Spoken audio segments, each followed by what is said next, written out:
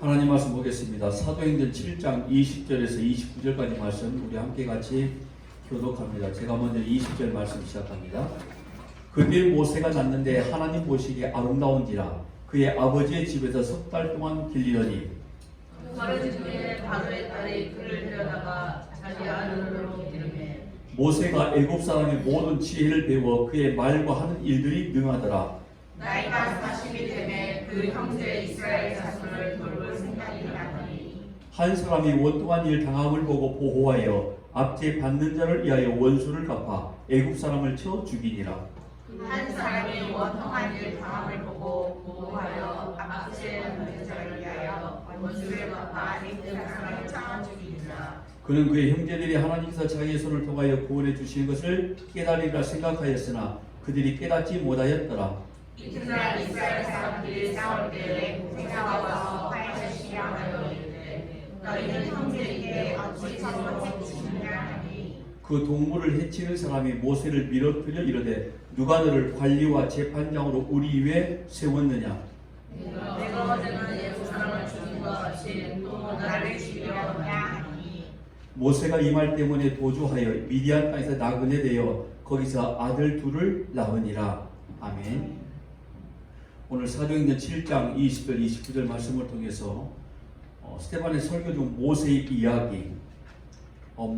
이야기, 출애굽기, 그리고 민수기, 그리고 특히 또 히브리서에 관한 말씀을 통해서 하나님이 저와 여러분에게 주신 은혜를 체험하는 복된 시간 되어지기를 바랍니다. 이런 바람이 있습니다. 말씀 가운데 성령의 충만함의 역사가 우리 각 사람의 마음을 움직여서 말씀 가운데 하나님의 복음을 듣게 되어지는 그런 복된 시간이 되어지기를 바랍니다. 스데반이 왜 지금 이 산헤드린 공회원 앞에서 이 모세의 이야기를 하는 걸까요? 이전에는 아브람 이야기를 통해서 이 아브람 이야기를 들었던 산헤드린 공회원 모든 사람들이 마음에 화가 가득하여 스데반을 죽이려고 하는 그런 일들이 일어났는데 역시 모세의 이야기도 마찬가지였습니다. 왜 산헤드린 공회원들이 이 스데반을 죽이려고 하냐면 우리가 앞장에서 이미 보았다시피 스데반이 모세의 율법을 무시한다라고 이렇게 이야기했단 말이죠. 모세의 율법을 무시한다. 이 말은 이 산헤드린 공회원들이나 사실 유대원들에게는 굉장히 치욕적인 말일 수가 있습니다. 왜냐하면 그들에게 있어서 율법은 그들의 삶의 전부였거든요. 그들에게 있어 율법은 생명과도 같은 거였는데 스데반이 그들을 향하여 지적하기를 너희들은 율법을 무시한다. 이 말은 너희들은 율법을 지금 제대로 모르고 있다. 한마디로 말해서 너희들은 율법 속에 있는 아브람 때로는 이 모세의 율법 직접 저자했던 모세를 너희들은 상당히 지금 오해하고 있다. 이것도 잘못 알고 있다. 이 말인 겁니다. 왜냐하면 스데반이 봤을 때 모세는 어떤 인물이었냐면 예수 그리스도를 모형화했던 인물이었거든요. 그러니까 모세가 지금 수많은 사람들에게 보여준 모든 사건들을 통해서 예수가 이 땅 위에 오셔서 하시던 모든 일들을 예표하여 보여주었던 사람이 바로 모세인데 어떻게 너희들은 나사렛 예수 그리스도를 알아보지 못하고 죽였느냐. 그러니 너희들은 모세를 지금 잘 알고 있지 못하다. 이런 말이었던 거죠. 여러분, 이 사람들은 지금 모세라는 이 존재 이 자체를 정말 굉장히 훌륭한 인물 정도가 아니라 거의 하나님처럼 여기고 있는 자들, 특별히 모세가 전한 율법, 우리가 알고 있는 모세 오경, 창세기, 출애굽기, 레위기, 민수기, 신명기, 이 말씀은 그들의 삶의 전부였습니다. 그것만이 이들이 가지고 있는 성경의 전부인 것 마냥 생각할 수 있었던 사람들이었거든요. 근데 그 모든 것들이 전부 다 예수를 가리키는 거리였다. 말씀에 나와 있는 모든 모세의 이야기나 그 뒤에도 나오지만 믿음의 지상들의 모든 이야기는 결국에는 예수님을 보여주기 위한 도구였다. 이러니 그들이 화가 날 수밖에 없는 겁니다. 왜냐하면 지금까지 믿어왔던 자기들의 인생 전체가 손들이 흔들려 버리거든요. 자기들의 신앙 전체가 완전히 다 뒤흔들려 버리거든요. 여러분, 그것만큼 두렵고 그리고 무섭기도 하고 그것만큼 모욕스러운 일은 없을 겁니다. 여러분, 예를 들어서 오늘 저와 여러분이 예수 그리스도를 믿음이 아무것도 아니다, 너희들이 바라보는 하나님의 나라가 어디 있느냐, 천국이 어디 있느냐, 어떻게 예수가 너희의 모든 죄를 위해서 십자가를 지셨느냐, 이렇게 우리에게 만약에 힐난하고 반문한다고 그러면 우리 속에서 역시 분노가 나올 수밖에 없습니다.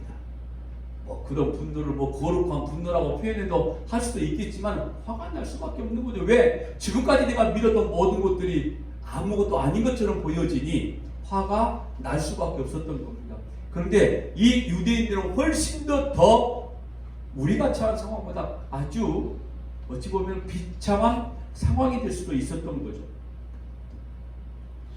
그래서 오늘 이 스데반은 이 모세를 가르쳐서 또 지금 예수 그리스도였음을 가르치고 있는데요. 결론은 스데반이 어떻게 죽었죠? 돌에 맞아 죽었다.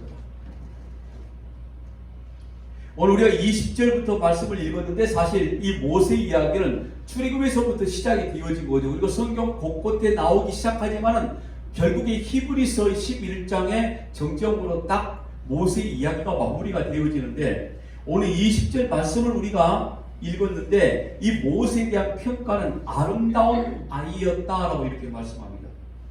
20절 말씀 보니까 그때 모세가 낳는데 하나님 보시기에 아름다운지라 그의 아버지 집에서 석 달 동안 길리더니, 20절 말씀에 모세를 하나님 보시기에 아름다웠다라고 말씀하고 있습니다. 이 말이 과연 어떤 의미일까요? 하나님 보시기에 아름다웠다. 그냥 참 잘생겼다 이런 말일까요? 그런 말일 것 같으면 이 말씀이 기록되지 않았겠죠. 하나님의 말씀은 때로 어떤 목적을 가지고 말씀하고 있는 내용들이 종종 나와 있습니다. 분명히 어떤 목적적인 내용을 가지고 성경에서 말씀하고 있는 내용들이 나오는데, 그냥 이런 말씀을 가지고 우리가 흔히 하는 말로 그냥 성경에 아름다웠다라고 말하니까 모세가 잘생겼을 것이다 라고 이렇게 말을 하면은 문제가 된다는 거죠. 성경은 허튼 소리 안 합니다, 여러분. 목적이 있지 않고 뜬금없게 모세는 참 잘생긴 아이였어 라고 이렇게 하지 않는다는 거죠. 대표적으로 그러면은 왜 모세를 잘생겼다, 그것도 하나님 보시기에라고 이렇게 말씀하셨는지 히브리서 11장 23절 말씀 보면은 이 말씀의 의미를 우리가 알 수도 있을 것 같은데, 히브리서 11장 23절입니다. 믿음으로 모세가 낳았을 때에 그 부모가 아름다운 아이임을 보고 석 달 동안 숨겨 왕의 명령을 무서워하지 아니하였으며. 자, 모세가 아름다운 아이였다 라고 이렇게 말하기 이전이 뭐라고 말씀하고 있죠? 모세는 믿음으로 낳았다라는 겁니다. 그러니까 모세의 부모는 지금 모세를 바라봤을 때에 그냥 잘생긴 아이로 바라보는 게 아니라 믿음의 눈으로 지금 보고 있다는 거죠. 그런데 믿음의 눈으로 보니 아름다운 아이였다. 결과는 어떤 거였냐면 석 달 동안 숨겨 왕의 명령을 무서워하지 아니하였다. 여러분, 이때가 어떤 사건이 있었는지 여러분들 알고 있을 겁니다. 남자 태어난 사내아이의 모든 아이들을 전부 다 죽여버릴 그 시절이었습니다. 그 시대였습니다. 애굽의 바로가 모든 남자아이를 전부 다 죽여버리라. 왜? 히브리인들이 너무너무 장성하여서 점점 숫자가 많아지니까 한마디로 말해서 남자의 씨를 말려버리라 이거였거든요. 그래서 태어난 남자아이를 전부 다 죽여버렸습니다. 만약에 그렇지 않으면 그의 부모 형제까지 전부 다 죽임을 당하는 그런 아주 처참한 사건이 벌어질 때, 여러분 놀랍게도 그때가 역사적인 사건에도 기록이 되어 있다는 거 아닙니까? 성경적인 사건이지만. 그러니까 어떤 말이냐면 분명히 자기의 목숨, 모세의 부모, 다른 형제들까지도 죽을 뻔한 그 위기감이 있었음에도 불구하고 그들이 모세를 석 달 동안 숨겼다는 것은, 믿음으로 봤다는 것은 하나님의 뜻과 목적을 그 아이를 통한 하나님의 역사를 그들이 바라보았다는 거였습니다. 그래서 히브리서는 계속 믿음으로 라고 히브리서 11장에 말씀하고 있는 거 아닙니까? 그리고 이 말씀 역시 마찬가지로 믿음으로. 그러니까 모세가 낳았을 때에 이 모세의 부모가 아름다운 아이임을 보고 석 달 동안 숨겼다라는 것은 믿음의 행위적이었다. 믿음의 행위였다. 단순히 예고의 잘생김을 말하고 있는 게 아니었다는 거죠. 그러니까 부모님들도 믿음으로 인해서 뭔가 비범함을, 뭔가 특별한 목적이, 하나님이 이 아이를 통한 분명한 목적이 있을 것이라는 그런 느낌, 우리말로 그런 은혜가 모세의 부모에게 있었다라는 겁니다. 더더욱 여러분이 아름다웠다 이 단어를 보니 이 아스테이오스, 그럴듯하다, 이런 의미를 가지고 있거든요. 뭔가 그러니까 목적이 있는 것 같다, 이런 말입니다. 근데 이 말이 아스티, 도시라는 말에서 유래가 되어졌는데, 이 도시라는 말을 우리가 살펴보니까 이 말을 어떤 의미로 쓰여졌을까 보니까 환상적인 아름다움을 보여주는 도시라는 거였어요. 이 히브리어 원문을 이 말이 어떻게 시작되었을까라고 유래된 단어들을 찾다 보니까 결국에 이 땅에 있는 것을 말하고 있는 게 아니라는 거였어요. 그러니까 모세의 얼굴을 바라본 부모의 이 모양의 부모들은 뭔가 특별한 하나님의 뜻이 있다, 비범함이 느껴진다. 예를 들어서 우리가 위인들을 읽었을 때에, 예를 들어 도산 안창호 선생 하면 어렸을 때부터 특별한 어떤 일들이 있었다, 어떤 한 행위적인 열매를 보고 우리가 그런 말을 했던 것처럼, 그런데 태어난 모세를 보고 모세의 부모가 그런 어떤 은혜를 느꼈었다, 이런 말인 거죠. 그 말이 바로 모세가 아름다운 아이였다, 바로 이런 의미입니다. 하나님께 쓰임을 받을 비범한 사람, 범상치 않는 아이, 그것을 부모가 알아챘다는 것이고, 바로 그 이유 때문에 모세의 부모들은 바로의 왕의 명령에 의하면 죽을 수도 있지만 죽기를 각오했다는 겁니다. 그래서 이 일을 두고 히브리서 기자는 바로 믿음의 행위였다, 바로 이런 말씀을 하는 거죠. 그러니까 우리가 오늘 본문에서 모세를 하나님 보시기에 아름다웠다라고 이렇게 말할 때 우리가 알 수 있는 것은 이겁니다. 하나님께서 이스라엘 백성들에게 할 일이 있으셨다는 사실을 우리는 이미 알고 있는 거죠.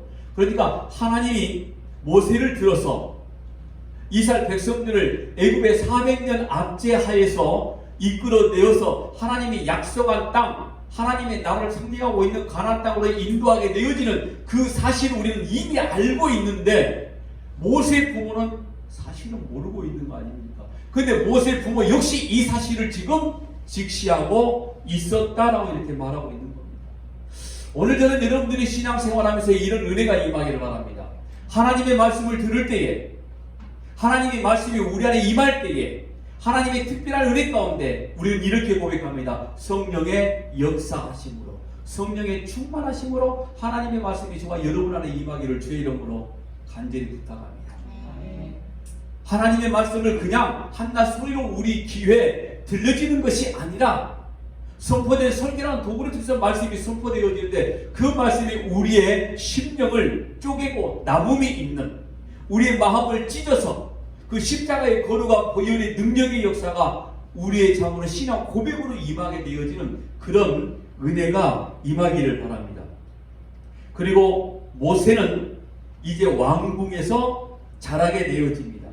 이렇게 40세가 된 모세를 두고 오늘 본문 23절에는 이렇게 말합니다. 나이가 40이 되매 그 형제 이스라엘 자손을 돌볼 생각이 나더니, 여러분, 모세가 스데반 설교에서 어떤 역할을 하는 인물로 드러나고 있는지를 살피기 위해서는 이 말씀에서 특별히 모세가 40세가 되었을 때의 이스라엘 자손을 돌볼 생각이 났다는 부분입니다. 돌보았다, 돌보다. 모세가 민족을 돌봐야 되겠다는 생각했다는 과연 어떤 의미일까? 여기에 생각이 나더니, 여러분 히브리 원문에 보니까 생각이 나더니 이 말이 아나바이가 나타나다 이런 말인데, 아나란 말에서 시작이 되어졌어요. 이건 방향을 말합니다. 이외, 방향, 확실한 이외에서 나타났다라는 이런 말이거든요. 그러니까 생각이 났다라는 것은 그냥 마음에 자기가 어떤 것들을 가지고 있었던 거, 간직하고 있었던 것이 생각난 것이 아니라 위로부터 주었던 생각이 있었다는 거죠. 그래서 오늘 제가 이 말씀을 드린 겁니다. 우리가 말씀을 들을 때 성령의 역사하심. 생각이 나타나는 것은 스스로의 마음속에서 그 생각이 이렇게 창조되어졌다, 뭐 생산되어졌다가 아니라 이위에서 누군가 생각을 심어주신 겁니다.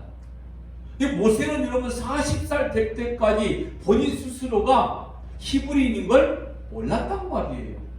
그런데 자기 백성을 돌볼 생각을 주었다는 것은 하나님이 강제적으로 그의 마음에 생각을 심어 놓으셨다. 그래서 이외, 아나, 이외에서 생각을 부어 주셨다라고 이렇게 말하는 거죠.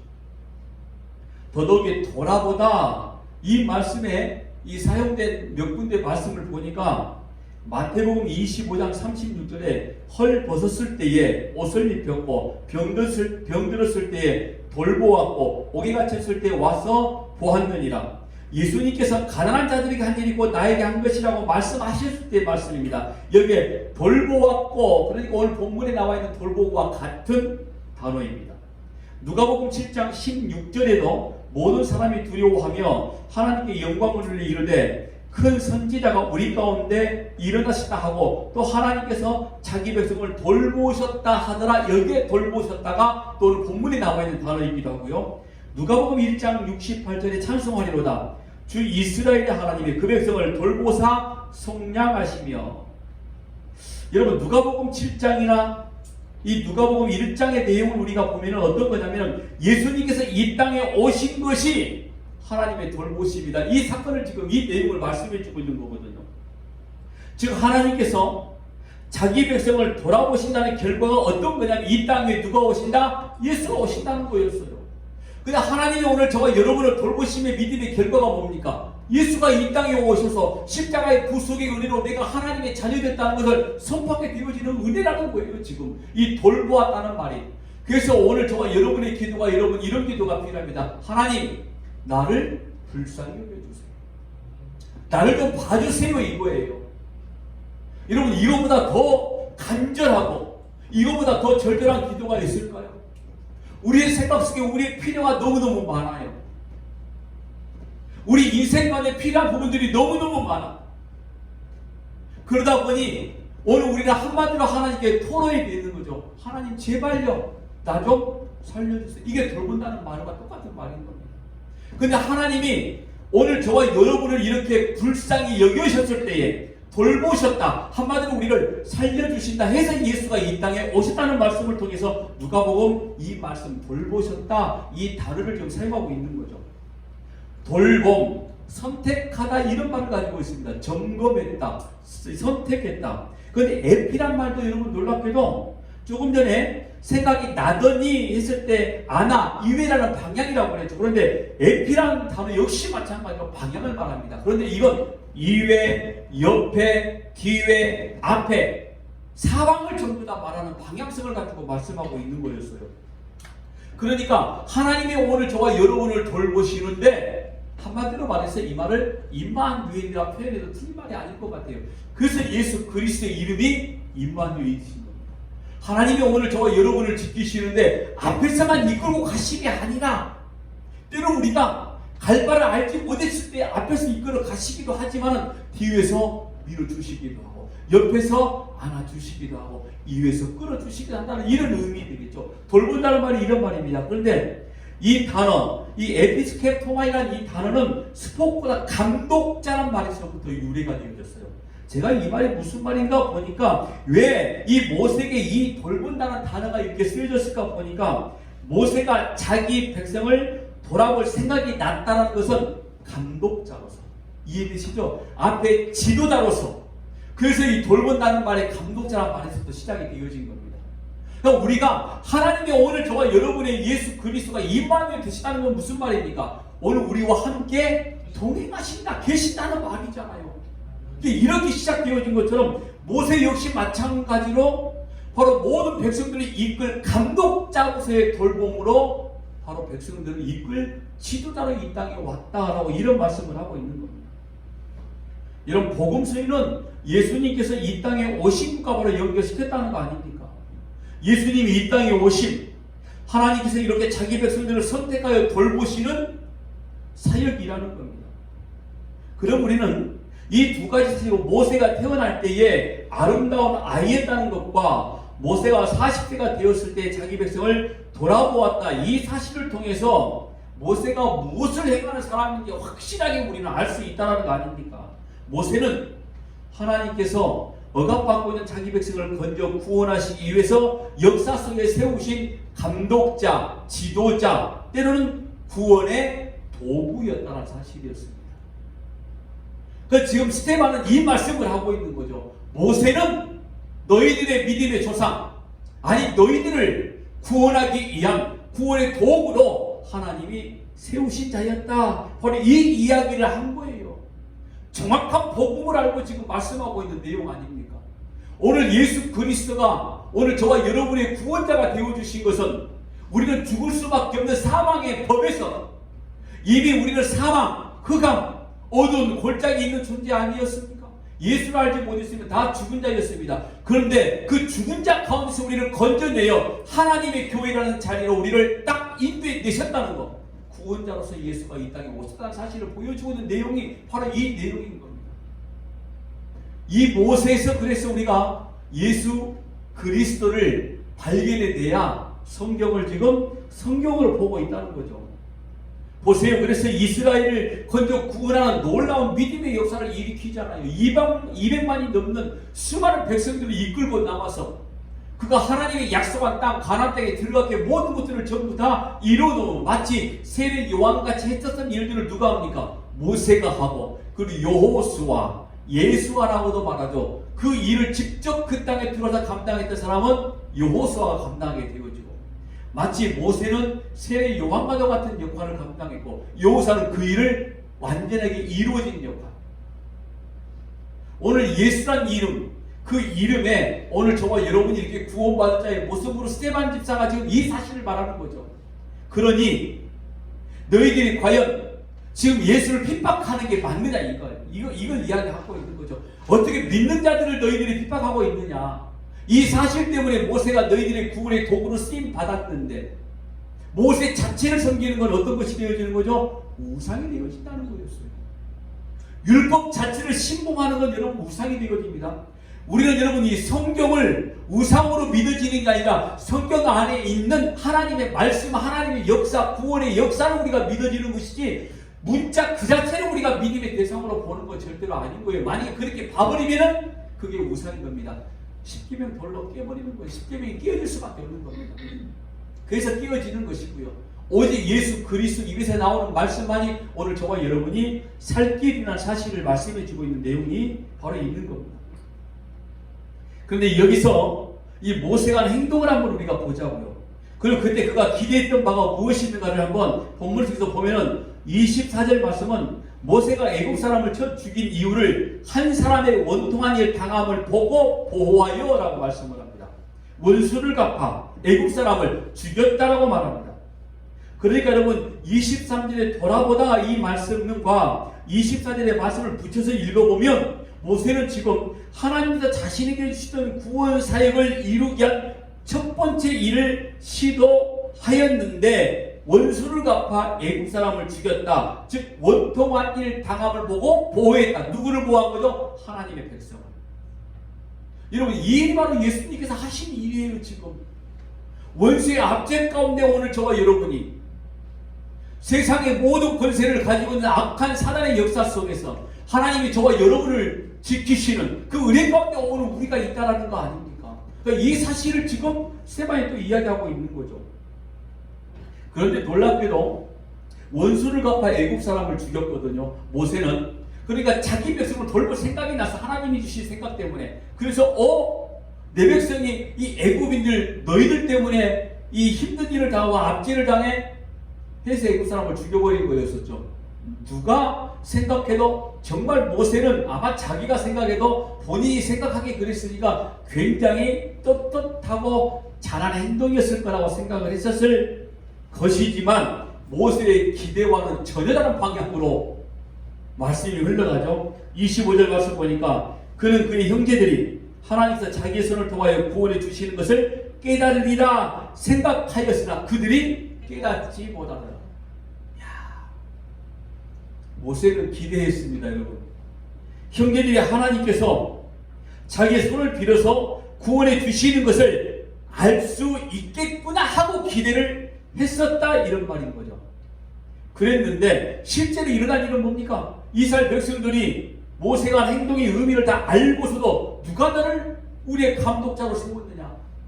우리가 너를 우리 리더로 삼지 않았어, 이거예요. 그러니까 이스라엘 사람은 지금 뭐라고 말하고 있냐면, 모세가 한 행동이 지도자로서 이스라엘 전체를 이끌게 하는 행동임을 알면서도 거부하고 있다는 겁니다. 알면서도. 보세요. 26절, 27절입니다. 이튿날 이스라엘 사람끼리 싸울 때 모세가 와서 화해시키려 하여 이르되 너희는 형제에게 어찌 서로 해치느냐 하니, 그 동물을 해치는 사람이 모세를 밀어들이 이르되 누가 너를 관리와 재판장으로 우리 위에 세웠느냐. 자, 이튿날 이전에는 애굽인의 압제하에 있었던 이스라엘 백성을 보고 돌볼 생각이 나서 그 애굽인을 죽였는데, 이튿날 나와보니 이제 지들끼리 싸우고 있는 모습을 보게 되어지는 거예요, 지금. 그래서 이제 모세가 싸움을 말린 겁니다. 왜? 지들끼리 싸우고 있는 걸 차마 누구 잘잘못 가려서 누구 하나 혼내주지는 못하니까 같은 민족이어서 왜 싸우느냐고 말린다는 거죠. 그랬더니 모세가 싸움 말렸더니 모세를 뭐라고 그러죠? 오늘 본문에 밀어뜨렸다 그럽니다. 밀어뜨렸다. 가만히 생각해 보세요, 여러분. 지금 모세의 신분이 지금 무슨 신분을 가지고 있죠? 왕자였어요. 이스라엘 백성들을 다스리는 나라의 왕자였습니다. 그런데 이 애굽의 왕자였는데, 이 애굽의 왕자에게 이게 지금 이 종들이, 노예 속국에 있는 자들이 대든다는 게 이게 말이 되는 소리입니까? 근데 밀어뜨렸다는 거죠. 그러니까 이런 상황은 도무지 일어날 수 없는 거라는 거죠. 그러면은 이 상황이 일어났다면 분명히 뭔가 지금 우리에게 제시해준 바가 있다, 이런 거죠. 이겁니다. 인생 역사는 하나님의 복음을 설명하기 위한 하나의 모형으로서의 장이지, 인간의 노력과 열심으로 진행되어지는 것도 아니고 상식적으로 움직여지는 그런 것이 아니라는 겁니다. 상식적으로 움직여지는 게 아니다, 이거요. 상식적이라고 그러면은 모세를 절대로 밀어뜨리지 못하는 겁니다. 말도 안 되는 거죠. 그런데 오늘 우리 모세가 뭐라고 그랬죠? 예수의 모형을 지금 하고 있다 그랬죠. 그러면은 이게 과연 어떤 사건이냐, 이거죠. 모세가 자기 민족을 구원하려고 가서 이렇게 홀대를 받는 것, 마치 예수님이 당신의 백성을 구원하려고 이 땅에 오셔서 십자가에 지셨는데, 아니 이미 그 이전부터 어떤 취급을 예수님께서 받으셨느냐, 바로 이걸 지금 말씀해 주고 있는 거죠. 그래서 스테반이 지금 이 말씀 26절 27절 이 말씀을 하면서 지금 누구를 이야기하고 있는 거죠? 예수가 이런 모멸과 멸시를 받았다, 이거죠. 너희의 구원자인 예수를 너희들이 이렇게 밀어뜨렸다. 결과는 뭐였습니까? 십자가에 죽여버리는 거였죠. 이걸 지금 이야기하고 싶은 거죠, 지금 스테반 집사. 예수님께서 이 땅에 오셨을 때 요한복음 1장에 가보면은 자기 땅에 내려오시면 자기 백성들이 그를 받아들이지 아니하였다. 요한복음 1장 11절 말씀하죠. 자기 땅에 오매 자기 백성이 영접지 아니하였더니, 이런 말도 안 되는 사건을 지금 미리가 아니라 이런 일들이 있었다는 사실을 지금 모세를 통해서 이야기해주고 있는 거죠. 유대인들에게는, 여러분, 이 사내들인 공회원들에게는 이 율법에 나와 있는 모세를 가리켜서 이렇게 설명하고 있는 스테반 집사가 가장 적절한 설교였던 겁니다. 왜? 그들이 믿고 신봉했던 게 누구냐면 율법과 모세였기 때문에 그런 겁니다. 그런데 야, 모세가 이런 일을 했는데 너희 백성들이 밀어냈다니까? 그게 누구냐고? 바로 모세가 예수였고, 예수를 밀어뜨린 게 바로 너희들 아니었니? 이걸 지금 이야기해주고 있는 거죠. 베드로의 설교에 너희들이 예수를 십자가에 못 박아 죽였다 그러니까 우리가 어찌할꼬, 그때는 성령의 역사가 강하게 충만했다고 말씀에 기록되어 있죠. 그때는 성령의 역사가 임하게 되어지자 그들이 우리가 어찌할꼬, 야 어떻게 우리가 구원자를 다 죽여버렸어, 큰일 났다, 우리 다 죽었다, 우리 좀 제발 살려주세요 했던 인원이 3,000명이 되는 거죠. 회개하고 돌이키겠다는 거 아닙니까? 그들의 신앙은 이제 우리는 세상이 아니라, 지금까지 우리가 믿어왔던 율법이 아니라 온리 예수 그리스도다, 바로 이거 아닙니까? 그래서 돌이켰던 거죠. 근데 이들은 죽여버립니다, 스테반을.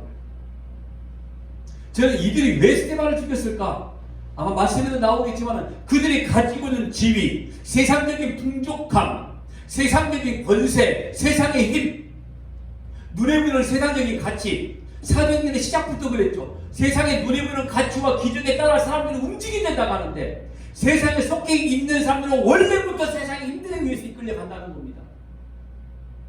여러분, 오늘 저와 여러분은 세상에 눈에 보이는 것 때문에 살아가는 존재가 아닙니다. 눈에 보이는 것 잠시 잠깐이라고 말씀하죠. 보이지 않는 영원한 세계는 우리의 눈으로 우리의 생각으로 판단할 수 없을 정도로 어마무지한 거 아닙니까?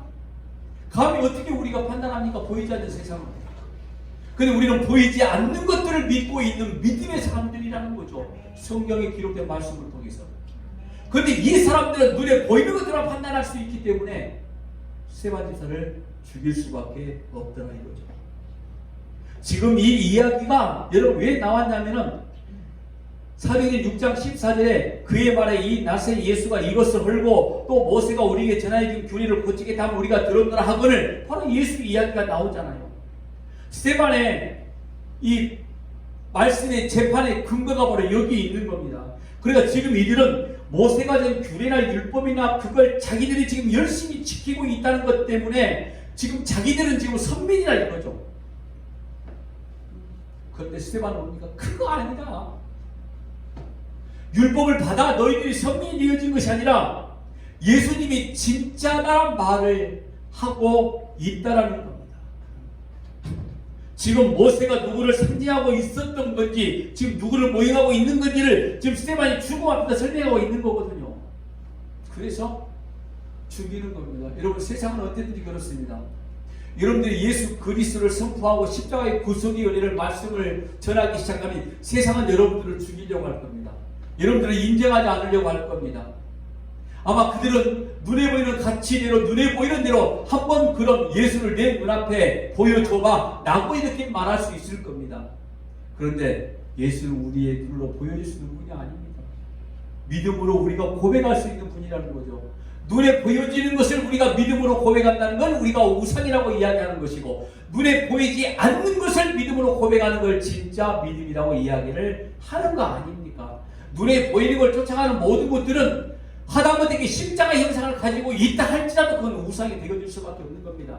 오직 예수 그리스도 말씀밖에 없다는 것이죠. 그러니까 세상은 자기들만의 신앙의 형태를 가지고 진리를 알지 못하면 다른 사람들을 다 그냥 죽인다니까요.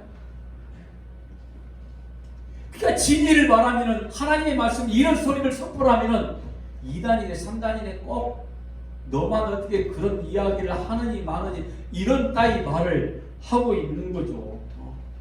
눈에 보이는 기적으로 인해서 하나님의 역사를 바라보고 많은 사람들이 돌아오면 그보다 더 좋은 일은 어디 있겠니? 물론 더 좋은 일이 어디 있겠습니까? 당연히 좋죠. 근데 그게 아니라는 걸 우리는 성경을 통해서 너무나 많이 봤거든요. 수많은 기적이 아니 진짜 이 땅에 한 번도 임하지 않는 기적들이 그렇게 많이 나와 있음에도 불구하고 그 기적을 직접 체험하고 바로 뒤를 돌아보는 순간에 하나님을 부정하는 인간들이 얼마나 많았습니까? 낯선가 무덤문을 열고 나옴에도 불구하고 그들은 예수 그리스도를 믿지 못했던 사건들 아닙니까? 예수가 물 위로 걸어온 사건을 통해서 저가 유령인가 보다라고 이렇게 말했던 제자들이 아닙니까? 눈에 보이는 사건으로 기적적인 일들로 예수를 믿음이 더 많아질 것이다. 착각하지 말라는 거죠. 그것 때문에 눈에 보이는 조건들만 쫓아다니고 있는 아주 엉뚱한 신앙의 형태를 만들어 내어져 버린 소위 기복적인 신앙들이 나타나게 된 거 아닙니까? 세상을 보세요. 자기를 구원하러 구원자를 오히려 핍박하여 쫓아버리고 지들끼리 계속 싸우고 있는 게 세상 아닙니까? 오늘 본문에 나와 있는 내용이 그렇습니다. 세상 힘의 원리 속에서 지금 이렇게 하고 있는 게 맞다라고 이야기를 하고 있는 거죠. 한번 오늘 본문 이스라엘 백성 보세요. 어제는 애국 사람과 싸움하고 있더니 오늘은 지기들끼리 싸움하고 있는 거 아닙니까? 계속 지금 싸움하고 있다는 건 뭐예요? 자기 존재를 지금 드러내고 싶은 거예요. 지금 내가 뭔가 지금 하고 있다는 걸 자꾸 보여주고 싶다는 거죠. 여러분, 그렇게 바로 세상 힘의 원리 속에서 자기를 자기 우상 삼아 살아가고 있는 자들의 특별한 행동입니다. 절대로 죽어지려고 생각하지 않는다는 거죠. 자기를 드러내는데 목숨을 걸고 살아가는 거 아닙니까? 그러다 보니 어느 순간에 구원자까지 밀어뜨려 버리는 이런 지경에 빠지게 되어지는 거죠. 여러분, 오늘 저와 여러분은 복음에 의해서 내가 나를 포기하고 낮아지면서 그 낮아짐을 통해서 하나님의 존귀하심이 드러나는 존재임을 믿으시기 바랍니다. 내가 나를 포기하고 죽어진다 해서 우리가 영원히 죽어지는 존재가 아니라 내가 죽어짐의 결과를 통해서 하나님의 나를 살리시는 은혜가 오늘 저와 여러분 인생 가운데 임한다는 것이 아닙니까? 이게 바로 복음입니다. 그래서 예수님께서 십자가에 죽으시면서 다 이루었다라고 말씀하신 거예요. 내가 죽음으로써 너희의 죽음까지 다 이루었어. 그러니 너희들의 죽음 역시 마찬가지로 내가 완전한 것들로 만들어줄게, 이거 아니에요? 그러니 우리가 완전한 하나님의 백성된 자녀의 모습을 가지고 있는 것이고요. 세상에 미련함은 밀어뜨리는 거죠. 세상에 미련함 뿐이라면 얼마나 다행스러운 일입니까? 근데 교회 안에서도 이런 미련스러운 일들이 나타나고 있다는 거죠. 어떤 선한 종교 행위를 할지라도 세상 수많은 사람들에게 칭찬을 받는 종교적 행위라도 자신이 드러나게 되어지면은 우상이라는 거 우리가 정말 각고라야 생각해야 됩니다. 한번 이 말씀을 여러분 다른 면에서 한번 볼게요. 26절 말씀 보시면은 이튿날 이스라엘 사람끼리 싸울 때에 그랬습니다. 27절에는 그 동물을 해치는 사람이 모세를 밀어뜨려 버렸거든요. 이때 해치는 이 말이 아디케오 불의를 행하다 이런 말이었습니다. 즉 모세가 말릴 때의 상황은 단순히 싸우는 상황이 아니라 부당한 일을 행하고 있는 그런 상황이었다는 겁니다. 그렇다면 이 이스라엘 사람의 행동은 정확하게 어제 애국 사람이 이스라엘에게 행한 행동의 반복적이거든요. 그러니까 네가 먼저 우리의 지도자가 되느냐 하느냐였습니다. 즉 구원자로서 지도자는 필요치 않다 이런 말이었어요. 모세를 밀어뜨린 건 바로 그와 같은 거였다 이 말인 거죠.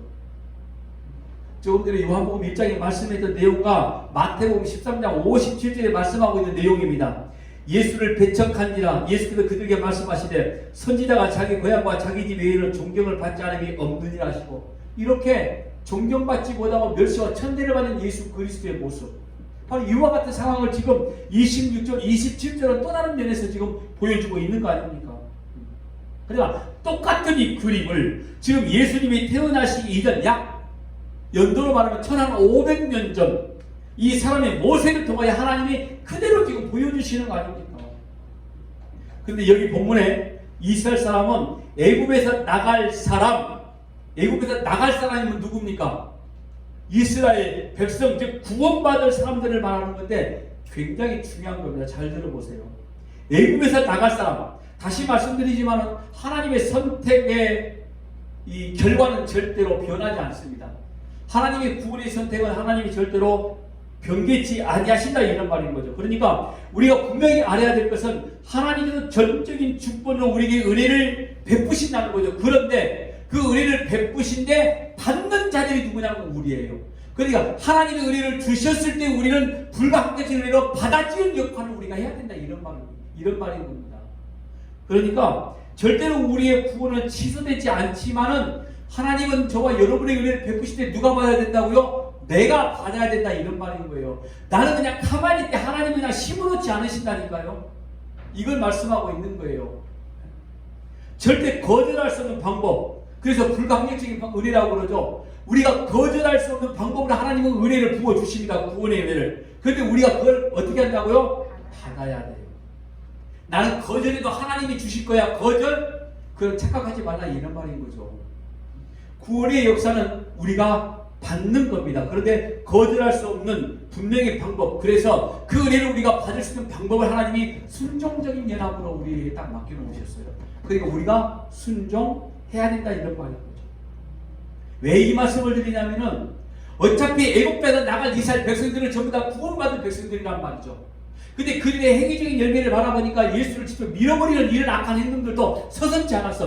혹시 이들이 구원받지 못하지 않느냐? 아니, 이들이 만약에 구원받는다면 우리는 아무것도 안 해도 되지, 아무것도 안 해도 될 것 같다, 뭐 이런 생각 아예 애초부터 하지 말라는 거죠. 제가 종종 이 말씀을 드리는 것은 제가 하나님의 선택에 대해서 우리의 모든 공로와 우리의 모든 생각은 전혀 없다는 말씀을 굳고 말씀을 드리기 때문에 이 말씀에서 우리가 아무것도 우리는 하지 않아도 된다 이런 오해를 하지 말라는 의미에서 이 말씀을 드리는 겁니다. 그러니까 성도의 삶에 있어서 하나님께서 전부 다 하시니까 운명론적인 태도, 뭐 기계론적인 이런 태도는 우리에게 있을 수 없습니다. 하나님의 은혜를 주시면 우리는 받는 겁니다. 이게 순종이라고 이야기를 하는 거죠. 그랬을 때 하나님의 역사가 모든 사람들에게 나타나고 보여지기도 한다. 적극적인 순종적인 반응이 오늘 저와 여러분의 인생에 매일매일 나타나기를 주의 이름으로 부탁합니다. 왜요? 하나님의 자녀이니까. 예를 들어 저는 치료하시는 하나님을 믿습니다. 제가 지금 하나님을 못 믿어서 병원에 다니는 거 아니에요. 하나님을 믿는단 말이에요. 근데 병원에는 가야 돼요. 왜? 하나님을 믿으니까 가는 거예요. 하나님을 안 믿으면 병원에 안 가죠. 시각 사람들이 말하는 방법을 한번 찾아보겠죠. 근데 저는 하나님을 믿으니까 병원에 가서 치료받기를 원하는 거죠. 시간은 조금 더디더라도 말이죠. 의사가 진찰하고 수술하고 다 해요. 그 사람이 하는 겁니까? 근데 우리는 뭐라고 그러죠? 하나님이 다 하십니다 그러잖아요. 자, 그러니까 우리의 믿음은 바로 이런 믿음을 말하는 것. 이게 바로 순종적인 믿음이라는 거죠.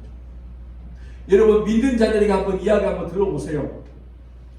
병원에 가서 어떤 수술을 하고 치료받았어. 그때 우리는 의사가 난 이렇게 깨끗하게 치료해 주셨어라고 이렇게 말하는 사람이 과연 얼마나 있을까요?